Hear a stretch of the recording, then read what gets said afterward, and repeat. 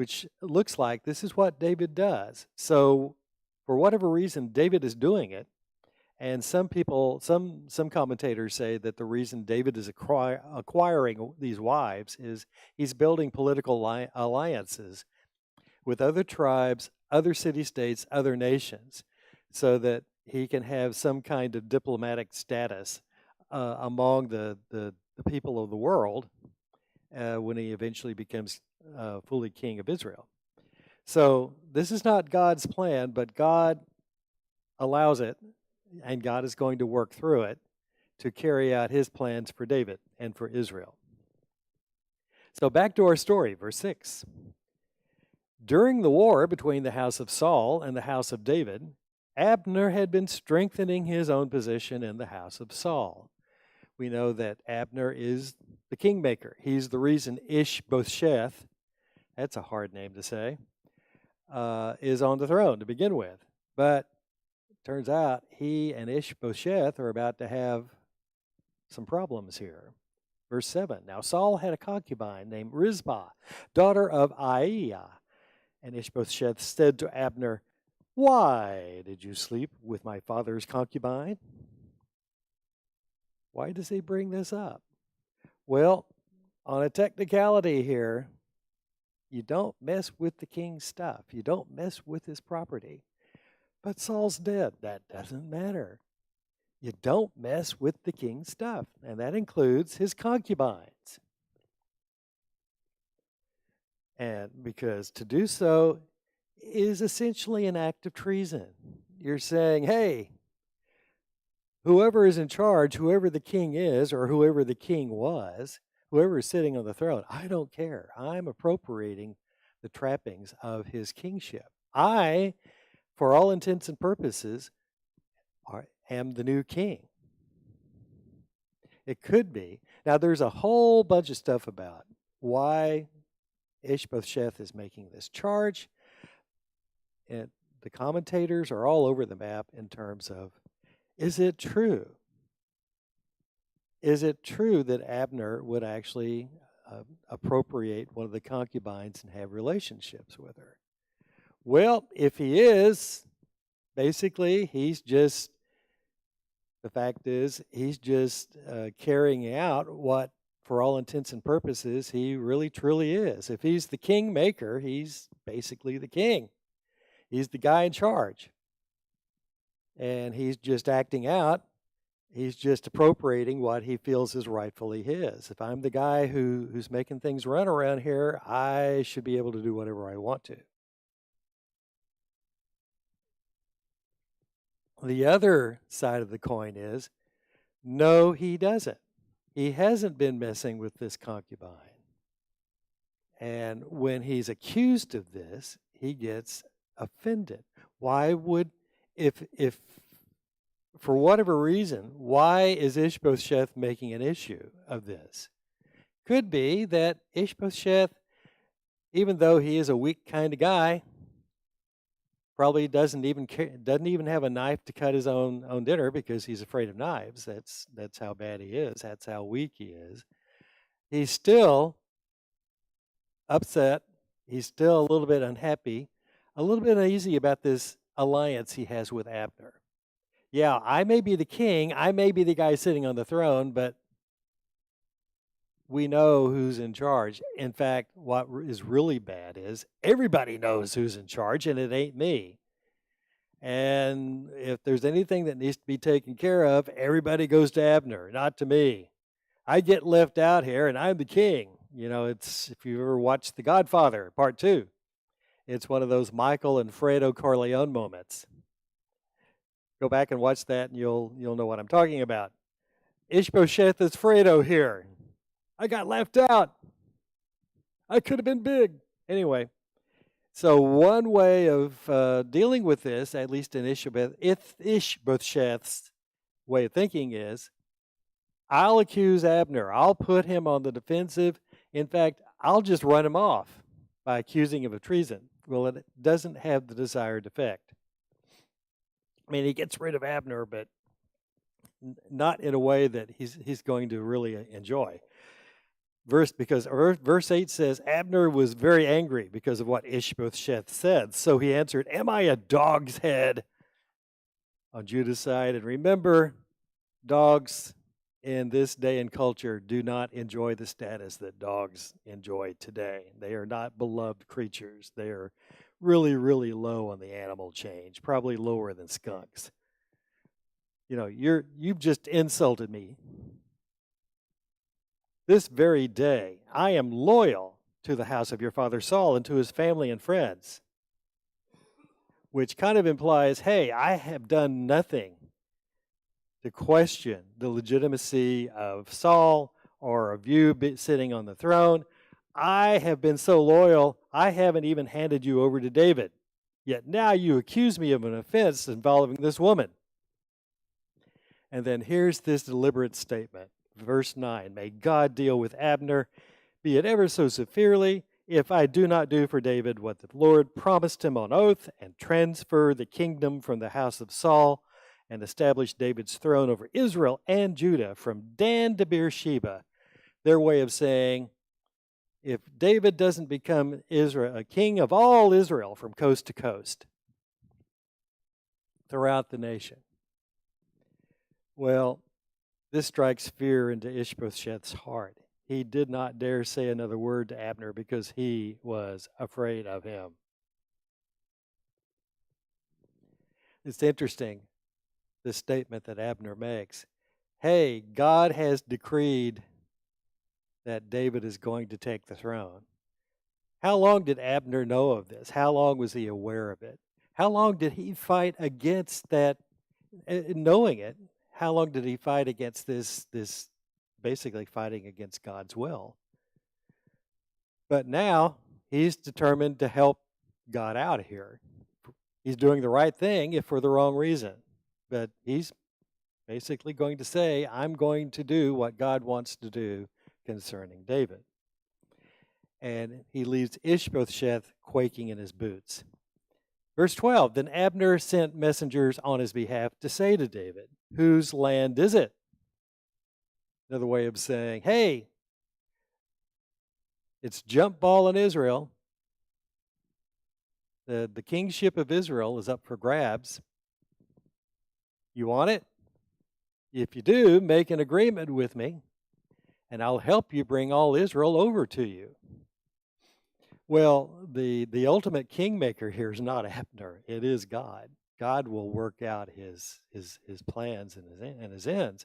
But David is making nice. Verse 13. Good, said David. I'll make an agreement with you, but I demand one thing of you. Do not come into my presence unless you bring Michal, daughter of Saul, when you come to see me. You remember, Michal was David's wife. David was given, or basically she was given to David by Saul, and in exchange for a little agreement, all you have to do, David, and David is about to explain this, but Saul gave his daughter to David, then he took her away when they had the falling out. And so David says, number one, that wife is legally mine. We never divorced. Number two, this, and for reasons in terms of why he's making this demand right now, by taking Michal back as his wife, he can reestablish his legitimacy to the throne as a member of Saul's family, Saul's household. And so verse 14, apparently David doesn't wait for Abner to make the arrangements to get Michal back. The way this is written kind of implies he does this, he doesn't wait for Abner, but he contacts the king directly. David sent messengers to Ishbosheth, son of Saul, demanding, give me my wife Michal, who I betrothed to myself for the price of 100 Philistine foreskins. Well, it was actually 200, but who's counting? But that was the agreement. Saul said, you can have my daughter as your wife for your special only price of 100 Philistine foreskins. When Saul made that request, it was with the expectation that David was going to die trying to carry out that demand. David not only fulfills the request, he actually kills 200 Philistines and collects 200 foreskins. But anyway, uh, David says, "Give me my wife back." So Ishbosheth gave orders and had her taken away from her husband, Paltiel, son of Laish. Her husband, however, went with her, weeping behind her all the way to Bahurim. Then Abner said to him, "Go back home." Apparently, it was well known in the region, you don't mess with Abner. If he's standing there telling you to do something, you do it. Abner probably had maybe some men with him, kind of help enforce it if there was any kind of disagreement. But the guy doesn't argue with him. He went back. This is kind of a sad aspect here because I'm sure that Paltiel really did love his wife and didn't want to lose her. But this was also another aspect of ancient law back in the day.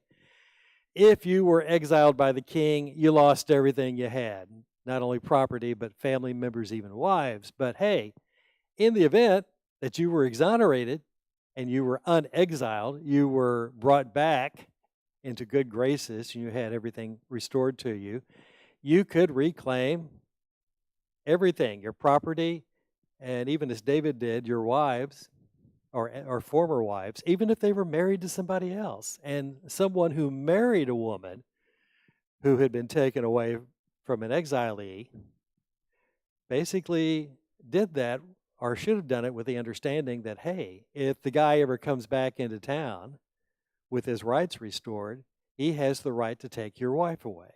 That's just the way things worked.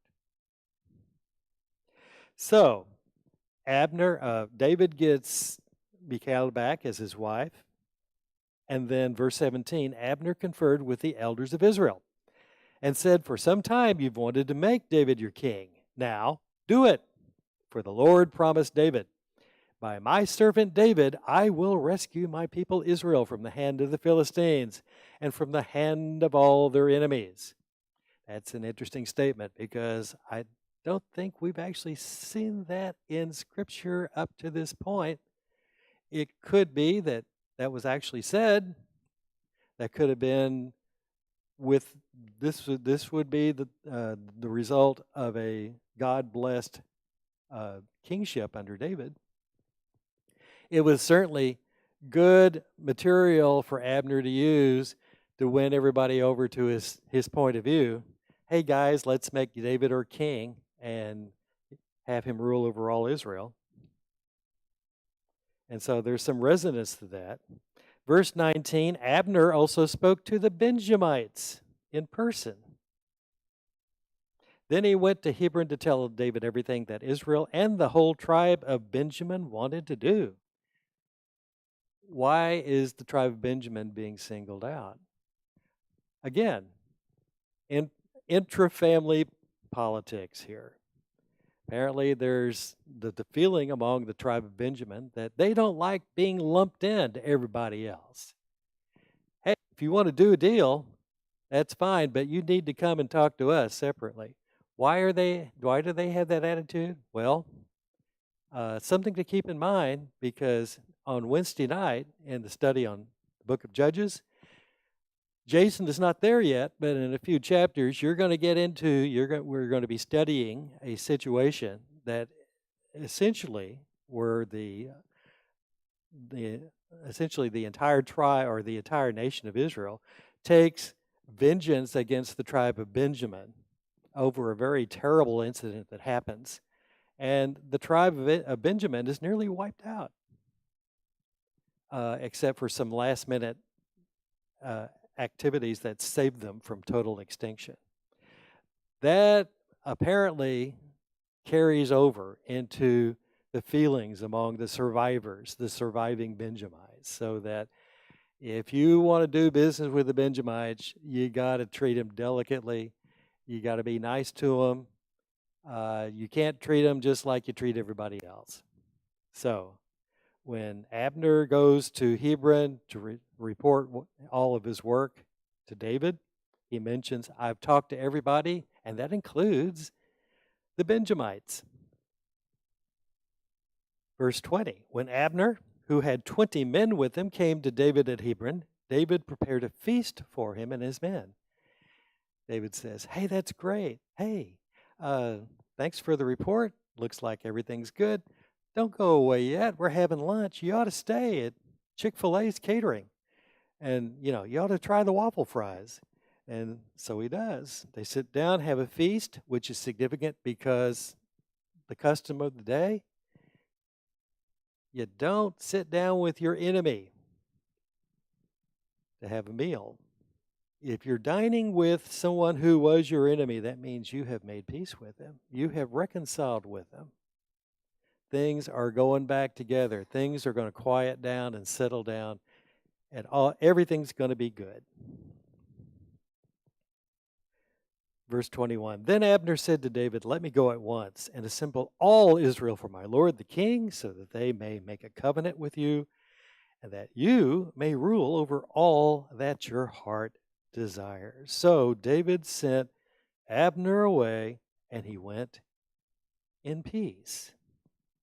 Very important notation there as our story continues. Verse 22, just then David's men, his military men, and Joab, who is David's military commander, who also happens to be his nephew. Joab returned from a raid and brought with him a great deal of plunder. But Abner was no longer with David in Hebron because David had sent him away, and he had gone in peace. The second reference there. When Joab and all the soldiers with him arrived, he was told that Abner, son of Ner, had come to the king, and that the king had sent him away, and that he had, yes, gone in peace. So Joab went to the king and said, Uncle David, you moron, or words to that effect, what have you done? Look, Abner came to you. Why did you let him go? Now he's gone. You know Abner, son of Ner. He came to deceive you and observe your movements and find out everything you're doing. Don't believe a word of what that man's telling you. He's setting you up. He's just saying all this and he's doing all this just to find out your strengths and your weaknesses. When he comes back, he's going to clobber you. So apparently Joab left David in a huff. What's with Joab? Well, at least three things here. Number one, he sincerely suspects duplicity on Abner's part. That's not unheard of. Hey, lull your enemy into a state of confidence and then clobber him when he's not expecting it. There's also probably some personal concerns here. Abner's a military commander just like Joab, but Abner's got some seasoning and experience on him. You know, if the deal goes through and everybody comes together and David is king of a united Israel, he may very well put Abner in charge of the military. He may replace Joab. And Joab's probably a little bit nervous about that. And then there's a third reason, and it has to do with what we studied last week when, in the heat of battle, Abner kills Asahel, Joab's brother. That's a little episode that gets us into a long issue of Israelite justice in legal matter. Basically, that deals with family retribution. If you're following the daily Bible readings you have already read or you're about to read in Deuteronomy, section that has to deal with what to do when a family member dies accidentally as a result of the actions of another. Now, if one person kills another person with intent, with malicious intent, there's no two ways about it. The murderer is to be put to death. He's to pay with with his own life or taking the life of somebody else maliciously. But there are little episodes, things happen. You're out in the field, you're working. In fact, this is one of the examples that's given in Deuteronomy where, okay, you're chopping down trees and you swing your axe, and that axe head that's been kind of loose finally shakes off. It goes flying over, and it hits your companion squarely in the head, kills him. Well, he's dead. You didn't intend for that to happen, but he's still deader than dead. Do you pay for that with your life? Well, no, but that guy's family members are not going to be real happy with you. In fact, even worse, they may decide, hey, you took my relative's life, we're going to take your life. Well, there was a remedy for that. God said, set up or designate 6 cities in Israel, call them cities of refuge. And when Joshua did this, he actually, they were all strategically located. 3 of the cities were located on the west side, 3 were located on the east side, and with the result that you had 2 up in the north, you had 2 in the central part of Israel, and then you had 2 in the southern part of Israel, one of which was, by the way, Hebron. And if you were in a situation where you accidentally killed someone, you were to go to one of those cities of refuge. Basically, 6 cities of refuge designated for your convenience. Visit the one nearest you. More than a visit, once you got there, and once it was determined that, hey, what happened was by accident and unintentional, you stayed there. You stayed there until the death of the chief priest. The good news was you got to live there. The bad news was you got to live there. You didn't have much choice. Stray out of the city of refuge, and you're at the mercy of whatever family member catches up with you, the family member who is known as the Avenger of Blood. You stayed in that city of refuge until the chief priest died. If the chief priest died the following week, hey, you go back to your normal life, such as it is. But what if the chief priest doesn't die for another 50 years? Then say hello to the city of refuge, because that is your home very likely for the rest of your life. And you have to stay there. You can't even take any little side trips to admire the scenery on the weekends. Because if you do, you're at the mercy of an Avenger of Blood if he shows up.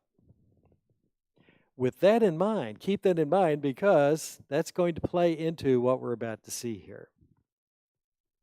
As Joab decides he's going to take matters into his own hands, well, that dumb old Uncle David, he lets Abner go. I'm going to do something about that.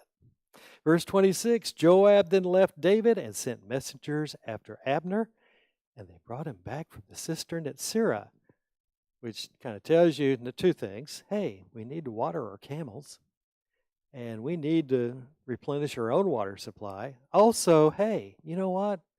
We've got a guarantee of safe passage. It's not like we got to rush back home for our own safety. We can take our time here. So Joab's men catch up with Abner at this cistern.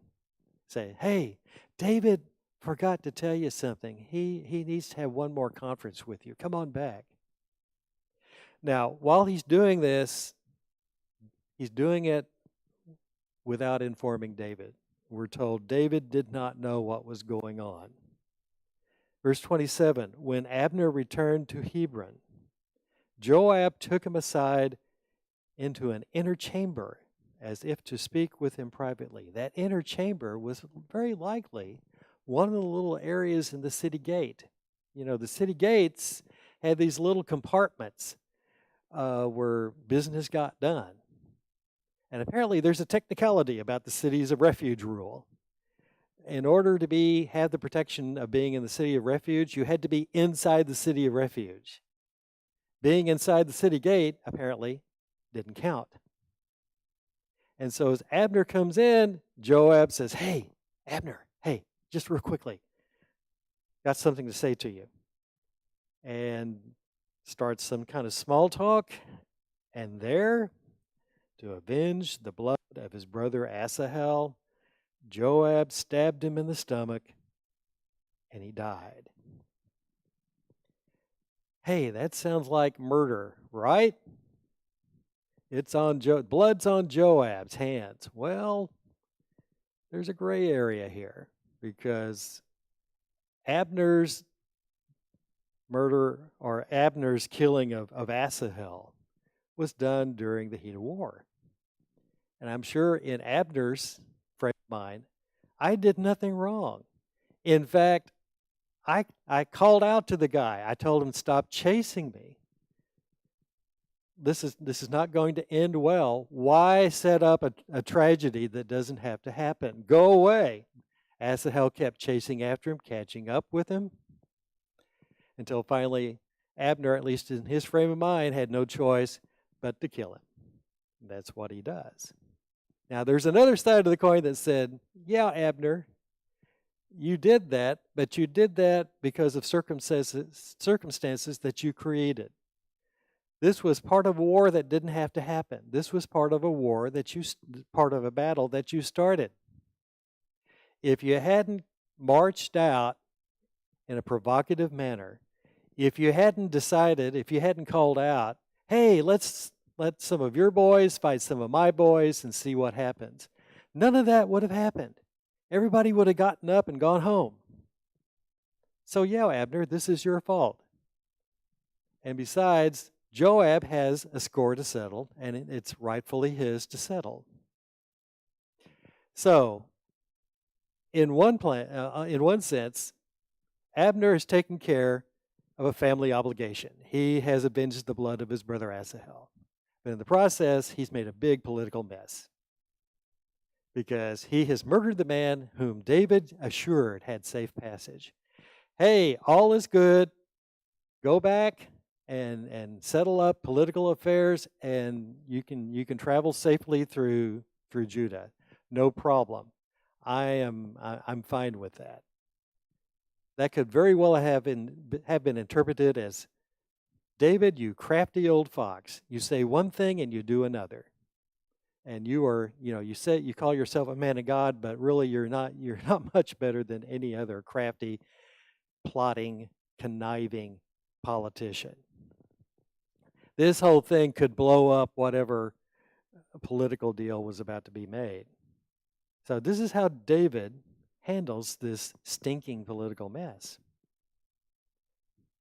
First of all, verse 28, when he hears about what happened, he says, "I and my kingdom are forever innocent before the Lord concerning the blood of Abner, son of Ner." He denies having anything to do with it. Secondly, he calls a curse. "May his blood fall on the head of Joab and on his whole family. May Joab's family never be without someone who has a running sore or leprosy, or who leans on a crutch." Basically, conditions that would render them unclean and unfit to be part of any kind of worship activity inside the community. And we know what happens to people who have leprosy. They are excluded from society here completely. Not only that, David pronounces part of the curse is that at least one member of Joab's family will fall by the sword. Basically, they'll die in battle, or they lack food, which means that they'll always be poor or starving. Really, really wretched curse, especially when you pronounce it on a member of your family. David's basically saying, "Joab, you're at God's mercy. I'm not going to punish you, but God will." And there's this parenthetical. Joab and his brother Abishai murdered Abner because he had killed their brother Asahel in the battle at Gibeon, which basically clarifies any wondering in the matter about, hey, what about Joab's other brother? Did he consent to this? Well, the answer is yes, he did. Verse 31, here's what else David decides to do. David said to Joab and all the people with him, tear your clothes and put on sackcloth and walk in mourning in front of Abner. Joab, we're going to have a big funeral, a big state funeral for Abner, and you're going to be part of it. And you're going to show signs of mourning even if you don't want to. King David himself walked behind the bier. They buried Abner in Hebron, and the king wept aloud at Abner's tomb. All the people wept also. The next thing David does, as part of the funeral ceremony, he composes and sings a lament for Abner, which he sings. Should Abner have died as the lawless die? Your hands were not bound, your feet were not fettered. You fell as one falls before the wicked. Implicit in this lament is a criticism to Abner that basically says, Abner, you should have been watching out. You should have anticipated what Joab might be up to. What were you thinking? Man, we've lost you today. You're no longer with us. This is a sad thing, but it could have been avoided. And all the people wept over him again. Then David does one more thing. They all came and urged David to eat something while it was still day. But David took an oath, saying, may God deal with me, be it ever so severely, if I taste bread or anything else before the sun sets. So David says, I am not eating anything until the sun goes down. It's the start of a new day. All this activity has the desired effect on public opinion. All the people took note and were pleased. Indeed, everything the king did pleased them. So on that day, all the people there and all Israel knew that the king had no part in the murder of Abner, son of Ner. And even though David has achieved the desired result, he continues to show his sincerity. The king said to his men, do you not realize that a commander and a great man has fallen in Israel this day? And today, though I am the anointed king, I am weak. And these sons of Zeruiah, my sister, are too strong for me. Joab and his brother, I just don't know how to handle them. So I'm not going to try to discipline them. I can't do it on my own. I'm going to leave this in the hands of the Lord. And may the Lord repay the evildoer according to his evil deeds. So with these words and actions, David has, at least in the public eye, he has balanced political prudence. He's put to bed any kind of political suspicions. He's maintained his reputation. And as part of that reputation, he's also signaled that he recognizes and honors these family honor traditions. I am not going to blame Joab in the sense of being the avenger of blood, but I'm leaving it all in the hands of God, and God will deal with him. And that's at that point, chapter 3 ends, and that ends our lesson because we are out of time. But if you will, please read chapters 4 through 6. That'll be the basis of our lesson for next Sunday. And I hope you enjoyed the lesson. Hope you got something out of it.